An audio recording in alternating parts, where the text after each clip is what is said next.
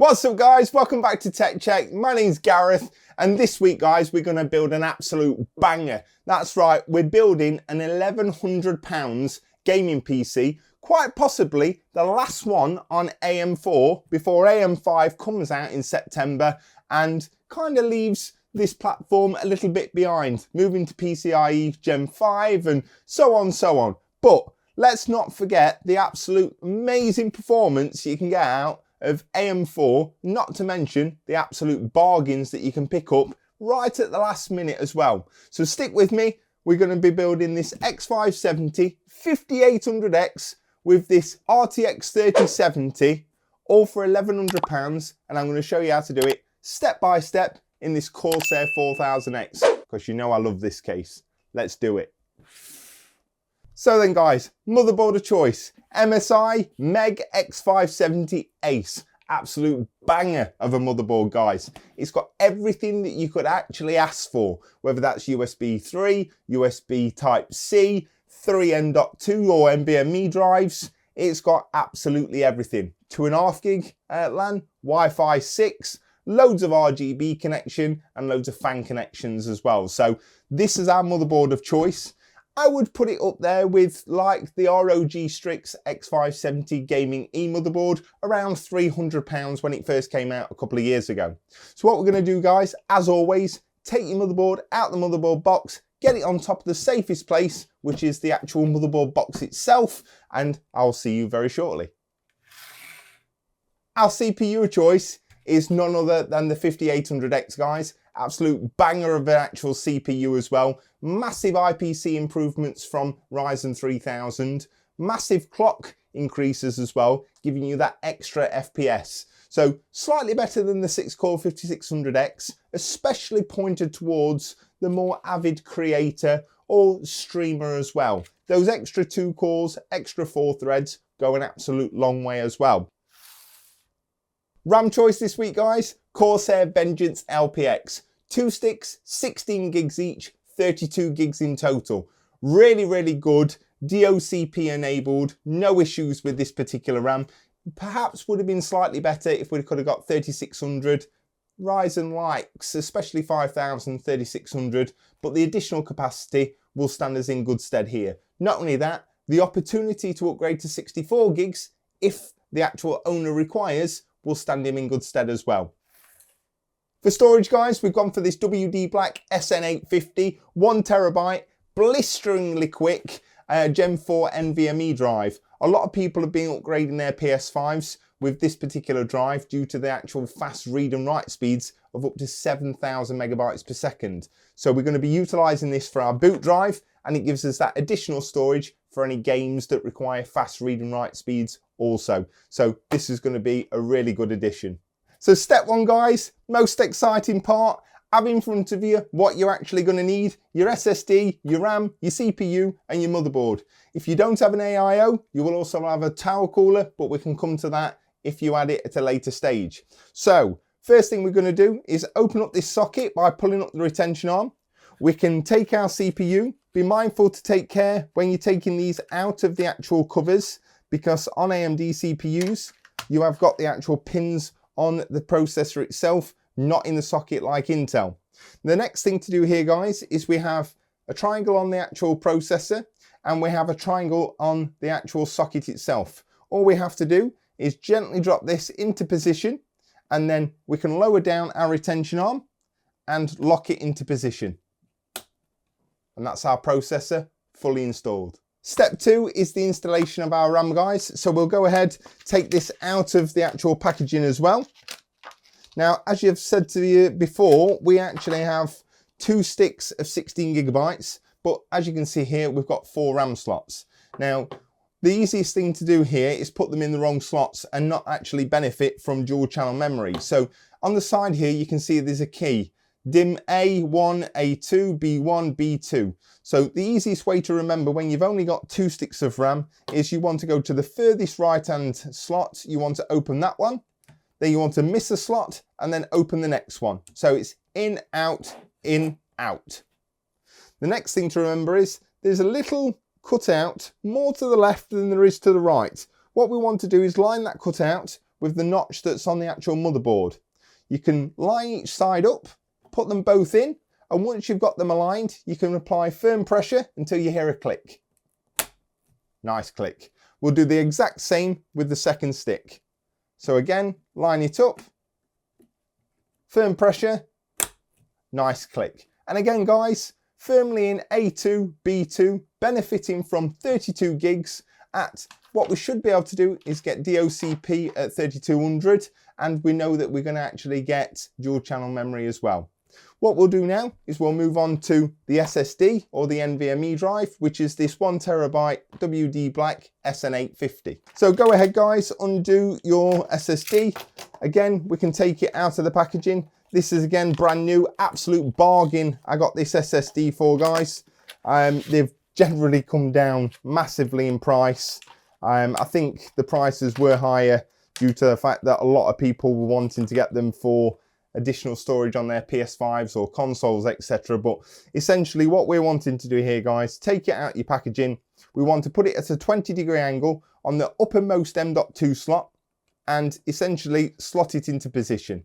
You should see that it will flop around a little bit. Make sure it's firmly in, and then you can see that it should sit on this standoff, which is here. Now, if you don't have a standoff, which is here, and it's in a different location, you can just unscrew that, put it into the correct location, again, 20-degree angle, pop it in, put it down, and then we can secure it in place utilizing the little M.2 screw out of your motherboard box. So there you go guys, just to give you an idea of what these M.2 screws actually look like. They are tiny. You will get one for each of these drives or M.2 slots that you do have on your motherboard. They will be located with the standoffs in the bottom of your motherboard box. So once we've actually retrieved that, push the drive onto the actual standoff, go ahead, line up your actual screw, and then we can go ahead and screw that firmly into position. Now, if you do have any other drives, you want to make sure that your fastest one, or the one that you're using for your operating system, is on the top slot. Now, it doesn't necessarily matter with X570 due to the fact that you're actually getting Lightning Gen M.2 drives on all three of these. But if you're having to have like a B550 motherboard, for instance, the top slot is where you would want to put the drive for your actual operating system, because that has direct CPU lines to the actual processor itself. Whereas the bottom ones won't, and sometimes will only have actual Gen 3 capabilities as well. Oh, I love this case. I absolutely love this case. And no guys, if you've seen the last build, this is a different one to the actual last one. Even though it's in black, it's another one. Yes, so guys, you will notice that if you've been a fan of the channel for a long time, then you will notice that this is a case that we've built in now, God knows, 26, 27 times over the last couple of years, because, well, it's a fan favourite, not only of mine, but of all you guys as well. So it's got everything, guys. From my perspective, I love the 4000X. If you're looking for something, i.e.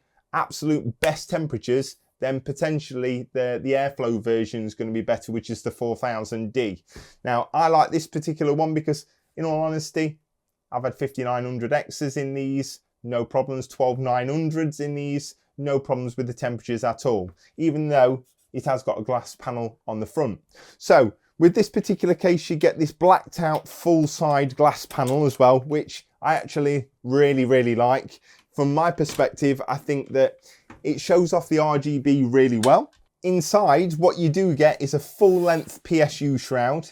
You've got the capabilities of putting a 360mm radiator at the front. You can actually fit a 240 or a 280 all-in-one at the top, and likewise the relative fan sizes there as well. But it's got really good cable management.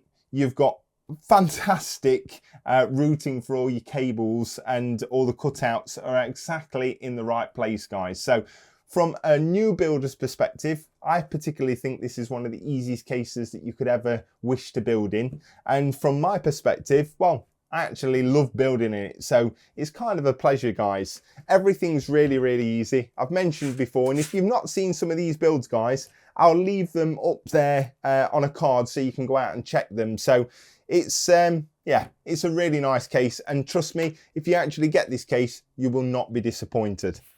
As you saw there, I took off the top filter. You've also got other filters down below for like your power supply as well. On the back, again, 2 quick thumb screws, and then you've got this clicking mechanism that you can just take off. At the back, it comes with an RGB fan hub at the back here. Really good routing, as we said previously. Room for these quick release 3.5-inch hard drive bays, which you can actually take out if you don't want them, and then plenty of space to actually put any of like your Commander Pros, your Commander Cores, or your LED lighting nodes. If you're not using them, you can shove a couple of SSDs at the back of here as well, but plenty of room, around 1.5–2 centimeters in terms of from the back of the motherboard tray to the outer case as well. So again, if you've got some chunky power supplies and you want to take out this drive bay here, then you're not going to come stuck with this particular case. So what we're going to do now, guys, we're going to go ahead, install the motherboard into the case, and hopefully get all that put in so we can move on to the all-in-one. So this is the point, guys, that if you do not have an IO shield installed at the back of your motherboard already, this is the point where you go ahead and install that now, because what you don't want to do is install your motherboard and then realize that you've not put your IO shield in. So if your motherboard, like mine, has it already installed on the motherboard, we can go ahead, lower it into position, just taking care and lowering it onto the standoffs, ensuring that there's no cables at the back of the actual motherboard. We want to make sure it's fully aligned and the actual IO shield sits flush, and you should see that it sits nicely on a center pin holding it in place. We can then go ahead and install the 9 screws, which I'll show you very shortly, making good contact with the grounding pins, ensuring that we should have no shorts or anything like that. As we said previously, in terms of the screws, we want to make sure that we are utilizing the correct screws, guys, because these ones are really, really important. They've got a flat head on the top, and as I said previously, they make really good contact with the grounding pins. So essentially we just pop it in and then we can screw that down into place. There we go. They don't need to be mega tight either, guys. Just making sure that they've got a firm contact. Make sure that all 9 are installed, and I'll see you very shortly. So if you followed along, guys, we've got our RAM, our CPU and our NVMe drive nicely installed. We've got our motherboard utilizing the 9 motherboard screws correctly installed, and this is what it should look like, guys, if you followed along. Hopefully you have. If you have, leave me a smiley face in the comments down below. If you haven't and you've got any questions, fire away. I answer every question, guys, or every comment that you guys make, I reply to in the comments. Don't believe me? Test me. What we're going to do now is move on to the all-in-one. So moving on to the all-in-one, guys, and this is the H100i Elite capellix. I can't rate this cooler enough, guys. 240mm cooler, all-in-one, fantastic design, and from my perspective comes with a Commander core. So if you're like me and you've got 3 fans at the front, 1 at the rear, and you've got these 2 fans that come with this cooler at the top, you can actually utilize the Commander core for all your PWM power, all your RGB. So you don't need to utilize the actual RGB hub at the back of this particular case, even though it comes with one. Plug this in via a USB 2 header straight to your motherboard, and then in iCUE you can control all your lighting, all your fan controls to your heart's content as well. So what we'll do is we'll get this unboxed, and I'll be back here with everything that we require for this AM4 installation. So everything you can see in front of you, guys, is what we're going to require in order to install this H100i Elite capellix for an AM4 installation into this Corsair 4000X case. We've got our Commander core, we've got 8 of these smaller screws, we've got 2 thumb screws, we've got 2 hooks or eyes, we've got the AM4 brackets which are there, we've got our 2 ML120 fans, and then we've got 8 of these longer screws as well. So what we've got to remember here, guys, really, really straightforward. We want to ensure that when we place our radiator down, we want to ensure that when we place our fans on top of it, we've got them orientated the correct way. We do not want it like this. We want it like this because we want it blowing air through the radiator, exhausting out of the top of the case. The last thing to note here is we want to ensure that the actual cables are coming out of the side that's closest to you. because when you turn this up and flip it round and place it into the case, the cables will be nicely at the back so you can cable manage them. The last thing to note is when we're placing the radiator and the fans together, we want to ensure that we're utilising the long screws. Under no circumstance do we use the long screws to attach the radiator to the top of the case. It will go through the radiator and most likely damage the product and you'll have to replace it. So we only use the long screws to secure the fans to the actual radiator itself. So we'll go ahead, we'll install all 8 of these screws and then we'll go ahead and tighten them down. We'll get out the trusted electric screwdriver. That's done actually a good job. And again, you don't need to do it any tighter than that. The next thing to note here is what we're going to do is we're actually going to move all this stuff to one side, and I want to secure the radiator at the top of the case utilising the smaller screws with the washers on. And once that's done, we can go ahead then and we can change out the Intel bracket for the AM4 bracket, and we know that we're not going to damage the actual pump itself because the copper heat shield at the bottom, we don't want to get any scores or marks in it. So like I said guys, can you remember when I said once you turn it upside down the cables would come out the back? That's perfect now. So a good tip here guys is to feed these cables through now so that you've not secured it and then you're potentially causing damage to your cables because there's a load of tension on them. So put this slightly, just put it inside the case like so, and then we can feed these cables through the grommets or through the cutouts and ensure that they're out the way. What we can do now is just put this inside of there. Again, it's got a cover on guys, so it's not going to do any damage. We can pull the cables through like so. And then all we've got to do guys, this is a little weird and awkward, but we've just got to get one of the small screws, screw it into place. Again guys, don't tighten this down all the way. As I said previously guys, I've not tightened it all the way down, so I can still move it from side to side. And what I would advise, just a quick tip here, is that we've got our 8-pin EPS power cable to actually connect at the back there. And if we go ahead and secure this into place, particularly if I put it all the way this way, with my large hands, I am no way going to get that EPS power cable connected. So one tip would have been, if you've got large hands and you've not got much room or you've got a smaller case, then connect your EPS power cable before you put the radiator in at the top. If you've already put the radiator in like me, then don't tighten your cables down and give yourself that little bit more room to be able to get your hands in, and then you can always tighten them down at the end. The only reason why I like to get the radiator in now is that then I've not got to hold the radiator or I've not got to worry about it scratching anything whilst I'm trying to connect or change the actual pump and get it onto the actual socket itself.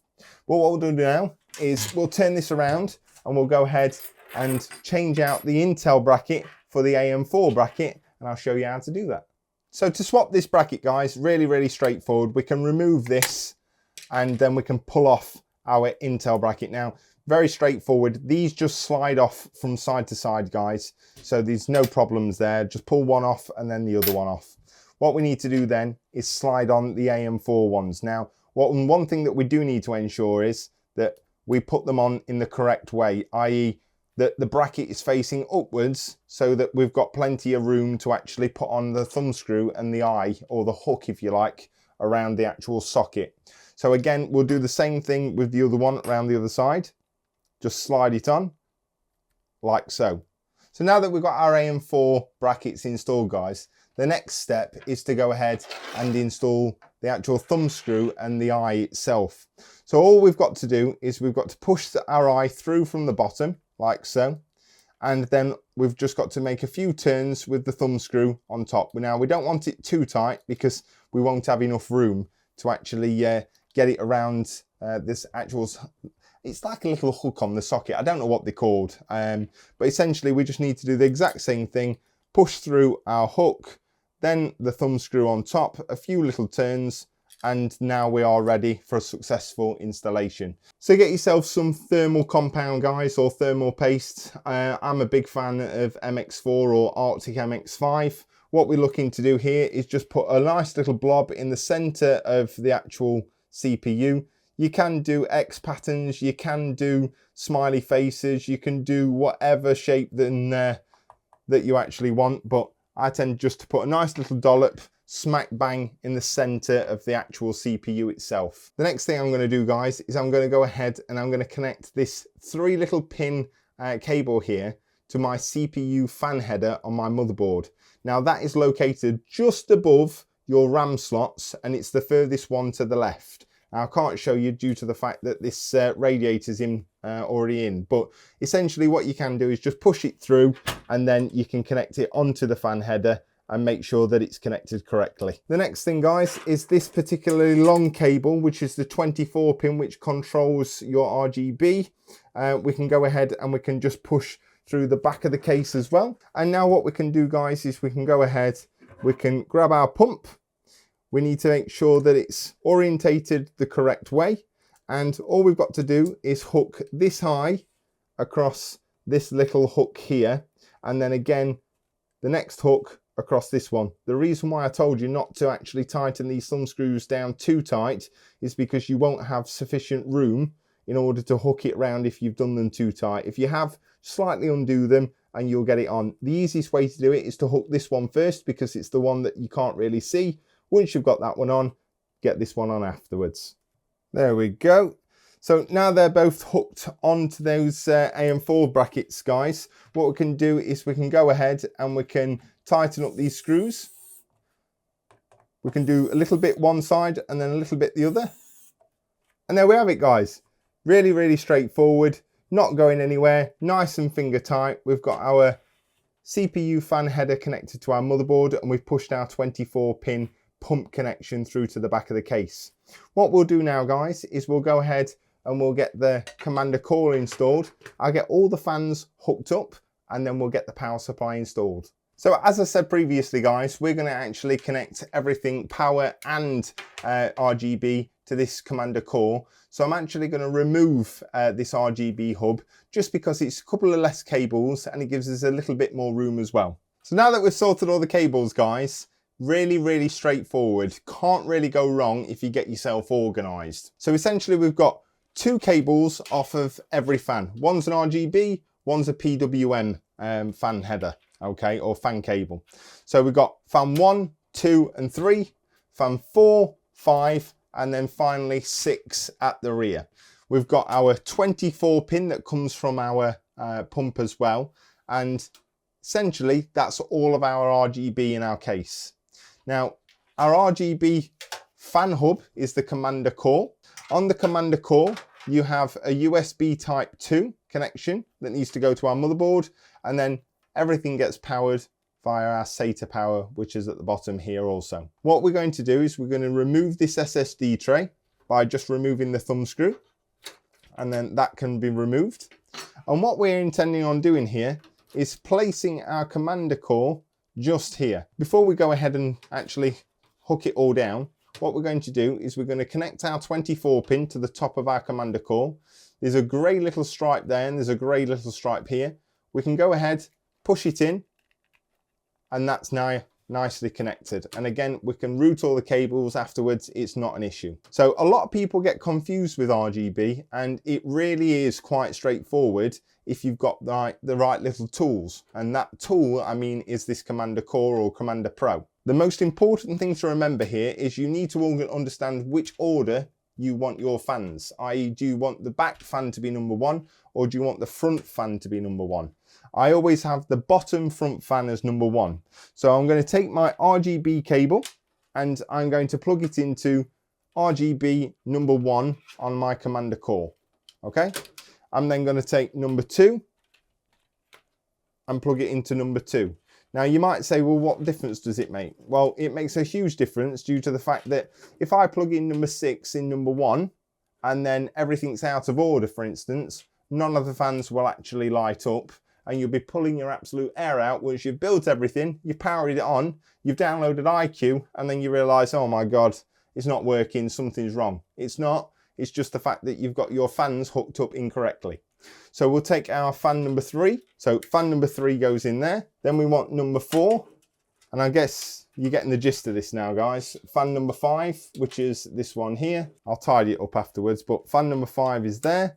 And then finally our rear fan, which is number 6, which goes into our hub at the back here.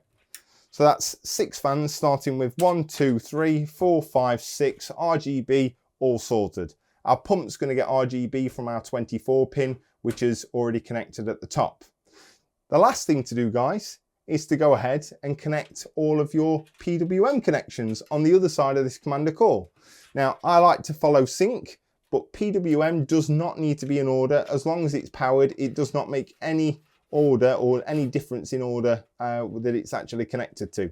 But you can go ahead and connect all 6 PWM fans. And I like to do it in order because I'm a little bit OCD like that. And I'll see you in a second. So essentially, guys, 6 RGB fans, 6 PWM fans, 24 pin going into our pump, which is at the top. And then only things we've got left is a USB 2 header, which we can push through to the bottom of the motherboard and we can connect onto our motherboard. And then we power everything via a SATA power connection once we've put our power supply in. Really, really, really straightforward. If you follow this example here, you won't go wrong. Now, it does get more complicated if you've got 8 fans, 10 fans, or if you don't have a commander core. Now, a lot of the questions that I get in the YouTube, should we say, comments are, do you need one of these commander cores to actually make this work? Absolutely not. No, you don't. The RGB hub that you've just seen me take out of this 4000X case is absolutely sufficient. At the bottom here, you can see there's a USB 2 connection and a SATA power connection. This acts exactly the same as this commander core. It's just that it doesn't have the PWM connections. So you could connect everything in order, 1 through 6 on the RGB hub that's actually in the back of the case. And then you would have to put your PWM fan connections onto your headers on your motherboard. Now, if your motherboard didn't have 6 headers, then you'd have to get some PWM splitter cables, and that's absolutely fine. You can get 2-way or 3-way PWM splitters, or you could actually get a little fan hub and connect everything that connects just to one. So the answer is no, guys, you don't need to go to the expense of getting these extra 40, 50 pounds RGB or commander cores or commander pros or anything like that. It just makes it a lot straightforwarder and makes it, well, not at the minute, tidier, but it will do at the end once I've routed everything and I've got it all suitably into the case. So hopefully that's giving you the confidence that you can actually wire it up yourselves. Take your time, make sure your RGB goes in order and your PWM can go anywhere. Then all we'll do is we'll hook it up via power and to the motherboard via the USB 2. I'm going to go ahead now, guys, and just cable manage some of this, and then I'll be back very shortly and we'll put the power supply in. So in them funny videos, they go a few moments later, but it's not. It's been about 20 minutes, guys. As you can see here, I've fully secured down the cables to ensure that they're in the right places. There's a couple of cables down this right-hand side that I'm not going to secure at the minute because I've still got the EPS power cable to run and I want to actually cable or strap them down at the same time. But essentially everything's in place, everything's nicely connected. I've kept the cables as tidy as I can without going OTT. What I don't want to do is use 1,000,001 zip ties either, because if you ever have a dodgy fan or you ever want to take parts out, you've got to forever cut zip ties, and well, it takes 5 times longer than what it would do if you just be a little bit cautious about it. So next step is installing our power supply, and as you can see here, guys, there's not a lot of cables at the bottom here. We've just got our cables from our commander core. Everything else has just been pushed through the grommets in the right places so that we can connect everything to the motherboard, and I'll show you how to do that once we've installed the power supply. So our power supply of choice is this RM750X. You know what I'm going to say, guys. If you're going to spend so much money on a computer, especially £1,000, make sure that you do not cheap out on the power supply. This particular one is a 750 watt power supply from a reputable maker. It's the RMX series. It's 80 plus gold certified. And to be quite frank with you guys, I would always stick with EVGA, Seasonic, Corsair. There's some really, really reputable brands. You get 10 years warranty with them, as it says here. And not only that, it's fully modular, decent looking power supply, not too large, and the cables on it are really nice as well. So that doesn't really matter because we've got some cable extensions, but let's get into this. I'll get everything out, we'll connect it to the power supply, and I'll show you how to install it. So as you can see guys, brand spanking new RM750. As I said previously, really quality power supply. Going to be plenty for this 5800X and this RTX3070. So what we're going to do is we're just going to attach all of the cables that we're going to require. Essentially, we've got our 24 pin, which is here. We've got two EPS 8-pin power cables.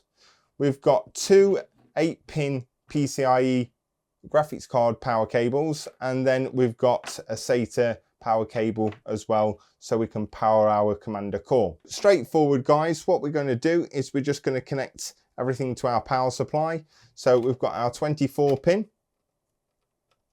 Now just want to make sure that these are pushed in connected correctly, which is good. We've then got our SATA power, which can go in any of these ones here. Let's put it in this one. We've then got two EPS power cables guys. Now this particular motherboard, because it's quite a nice motherboard, quite expensive, what it has got is two 8 pins. So we can go ahead and connect both 8 pins. It doesn't require both 8 pins, but if you're going to do any overclocking, or if you've got a quite intensive CPU, like an 8 core, 10 core, 12 core plus, then you can go ahead and connect both. You can see guys, it says CPU on one side and it doesn't say anything on the other side. So this side actually connects to our CPU. The other way, if it didn't have that on there, you'll see here that this connector here has got a much bigger clip than this side, and this will not fit in here at all. So we know that it's this side that needs to connect. Then we've got two PCIe cables for our power for our graphics card. Again, you'll notice that the 8 pin goes directly into peripheral and SATA power, which is the 8 pins just down here. And then again, the exact same for the other one. There we go. Now that we've got our power supply and all the cables fully installed, guys, the next thing to remember here is that we have a fan which is here. We need to ensure that, oh, what a noise. Let's pick that up. When we actually install it into the bottom of our case, we want to ensure that the fan is pointing downwards. Now, the only time that you wouldn't ever do that is if you're going to be placing your computer on a carpet. You don't want it sucking up any of that dust out of the carpet, but 99% of the time, fan down and it should be good. So essentially all we're going to do guys is we're just going to slide the actual power supply into the back of the actual case, and then we're going to secure it in place with these 4 thumb screws from the front.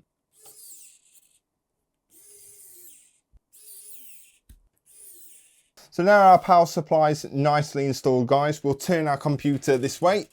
There's absolutely plenty of space at the back here guys for the cables. What you can do is if you've got a larger power supply, you can actually undo the 2 thumb screws on the hard drive bay and slide it all the way to this side. That will give you, I would say, an extra inches worth of space for the actual cables as well. That's what I've done, pushed it all the way to one side because we've got some cable extensions. So we're going to actually connect them now, and I'm going to show you exactly how to do that as well. So our cable extensions of choice are from Easy DIY guys. Absolute bargain these were. Again, I'll leave all the links down in the description for all of these parts, but these are a good alternative to cable mod, and that's not a knock on cable mod or anything like that, but these are just extensions. They're not custom cables guys. These are going to fit any power supply whatsoever. So particularly this colour, black, white, for me, I think it's going to be in keeping with this build, but there's loads of other colours. Again, links down in the description if you're interested. I think they were around £23. So compared to cable mod, around 60. I think it's a good viable alternative if you don't want to spend all that money. So as you can see here guys, we've got 2 PCIe ones for our graphics card. We've got 1 for our EPS power cable for our CPU, and then we've got our 24 pin here, and then we've got a load of cable combs which we can train these cables once we've got everything pushed through to the other side and connected. So essentially it's very, very straightforward guys. All we've got to do is take one side of the actual extension. You can't get this wrong guys, there's a little clip there. All you've got to do is nicely push it on, like that. Then the next one we've got, guys, is it says a PCIe, which is there. So we can take one of our graphics card ones, which is just here. Again, we can just put it the right way and then connect it. Make sure it's fully on. That's that one done. The next one we've got is, again, a PCIe one. So we can take the other one.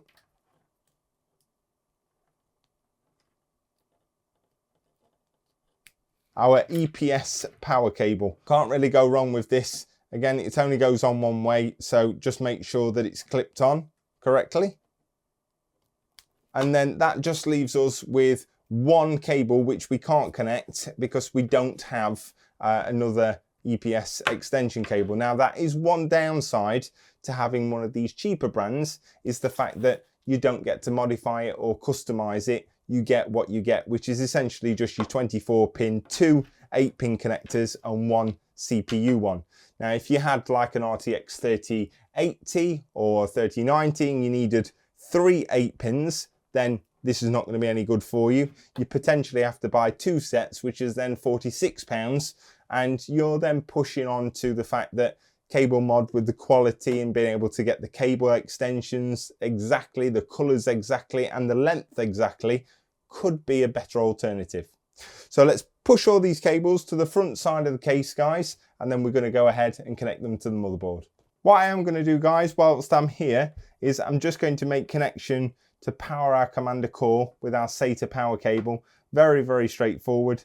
Just got a line here, which you can see has got a little T connection, which is there. And then all we've got to do is match that T connection up with the SATA power cable from the Commander core. Connect it up. And then what we can do, guys, is quick and easy. We can get this cable out of the way by just wrapping it up like so, and then pushing it into the basement of the case out the way. So let's go ahead, guys. Let's get all our front panel I/O, all these cables actually connected to the motherboard, ensuring that everything's going to work when you press that button.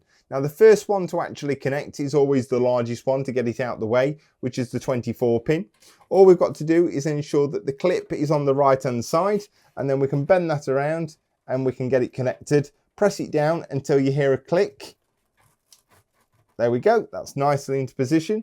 And again, don't worry too much about the cables, the combs, or anything like that. We can get all those cables all nicely tidied after we've got everything connected, and you don't have to worry. Next up is our USB Type-C. It can only go on one way, guys, so just be careful when attaching it, and it goes onto this connection just here.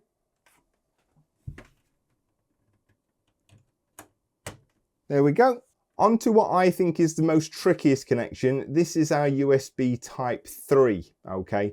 Now it has got a little notch at the top, and on the connector itself down here, there is a series of pins. Now, those pins are really, really fragile, guys, and it won't take a lot for you to push this in the incorrect way or not having it slightly aligned correctly, and then you're going to bend all those pins. So do take your time. It is a little bit fidgety, but ensure that the little notch is lining up with the notch that's on the actual connector on the motherboard, and you should be absolutely fine. There we go, fantastic. Next up, we've got our USB Type 2, which is from our Commander core. As you can see at the bottom here, you've got a little, well, there's a blank in the top right-hand corner. What we need to do is connect that to one of these two USB 2 ports, which are just down here. And last but not least is our HD audio. Very much like the USB 2 connection, there is a blank, which is just there. And again, we need to connect that into the connector, which is just down here in the bottom left-hand corner. There we go. What I'm doing here, guys, is I'm just connecting the cable combs for our CPU EPS power cable. With it being so tight, I'll never ever get these on if I don't do them now. So I'm just going to put a couple on now, and then I'm going to go ahead and connect it. Hooray! By Lord, that was harder than what it should have been. So now that we've got all of our motherboard connections made, guys, we'll move on to the last connections, which is our front I/O, which consists of our power switch, reset switch, and our LED buttons.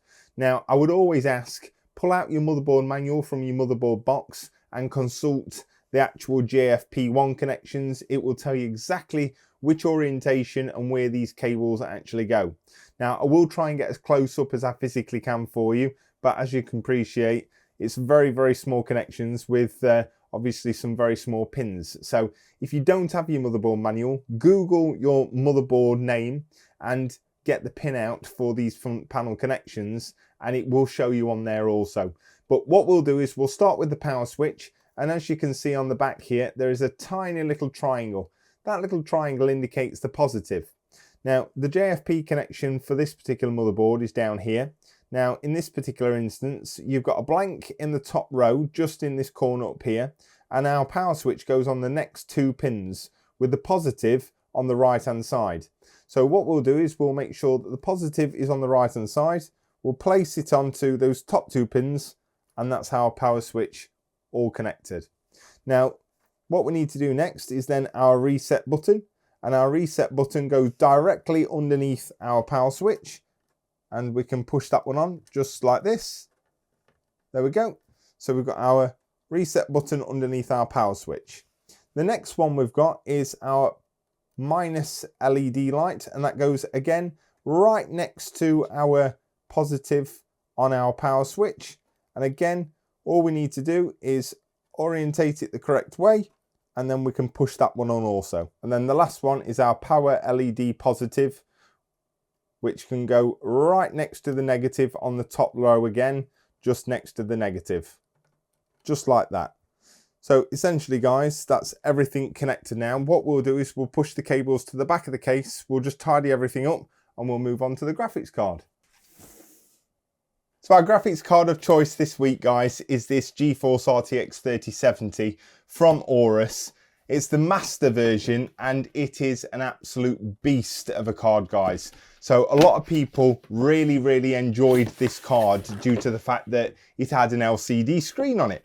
So one of the reasons why I'm really excited to actually have this card is because, number one, I've not utilized it before, and number two, I think that with some of the aspects, and especially the RGB and that extra nice touch of that LCD screen, will look really nice behind this black tempered glass side panel. Let's get it out, let's get it installed. So to install this graphics card, guys, really straightforward. What we need to do is we need to remove these two PCIe blank brackets at the back here. We can simply do that by undoing the thumb screws. The next step is all we've got to do is ensure that our PCIe lane is open by flicking the little PCIe switch. We can push our all-in-one tubes out the way a little bit, and then all we've got to do is line up our graphics card. There we go. And then once we've got it lined up, a firm push and you'll hear a nice click. There we go. So that's our graphics card nicely installed. We can go ahead and we can remove, or we can put back, shall I say, the two thumb screws to firmly hold this card in position to stop any unwanted sag. The next step, guys, is to go ahead and connect our two 8-pin PCIe cables to our graphics card so we can supply some power.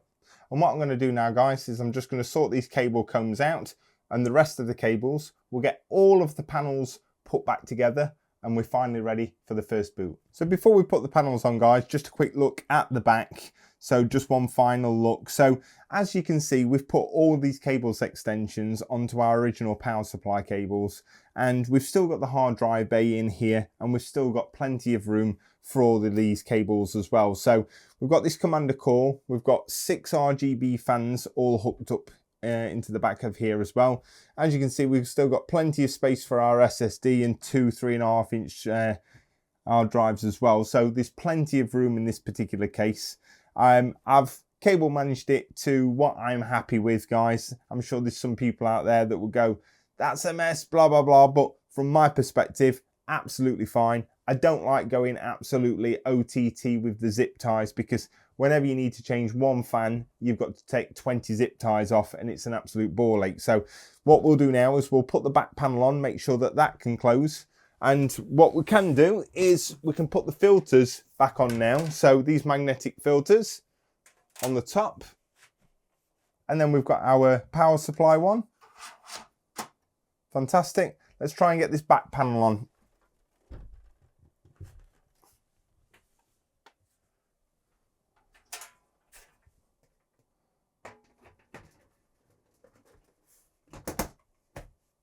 easy as pie.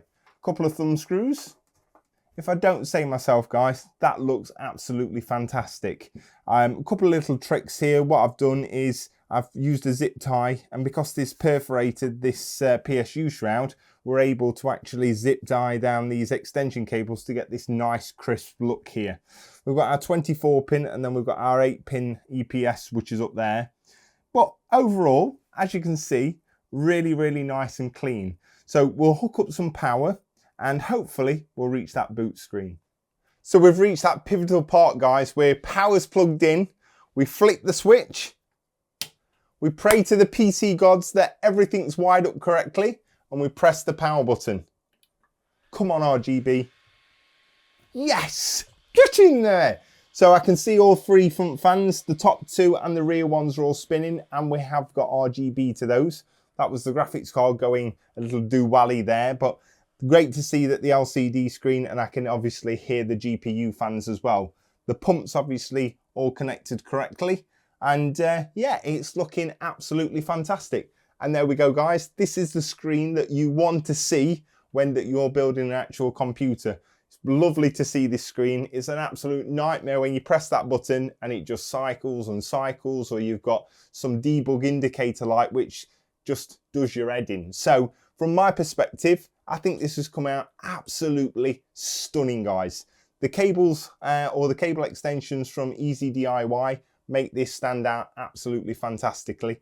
The RGB that we've not configured at the minute, this is their standard rainbow. Once we actually go in and we install Windows, because that's the next step, we can download IQ and we can start configuring the RGB to whatever taste you want it to actually look like.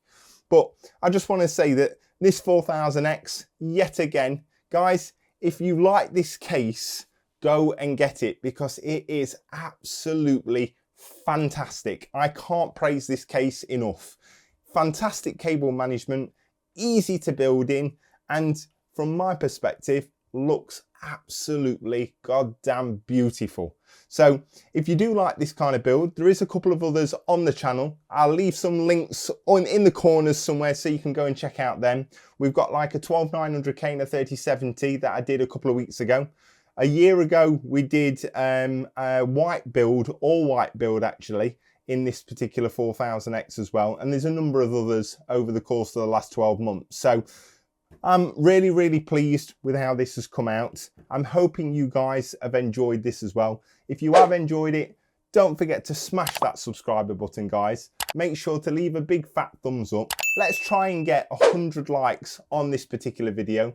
And if you've got a 4000X, leave it in the comments. Have you actually enjoyed building it? Do you like the particular case? And I'm hoping that you enjoy your weekend, guys. I appreciate your time. Take care, and I'll see you in the next one.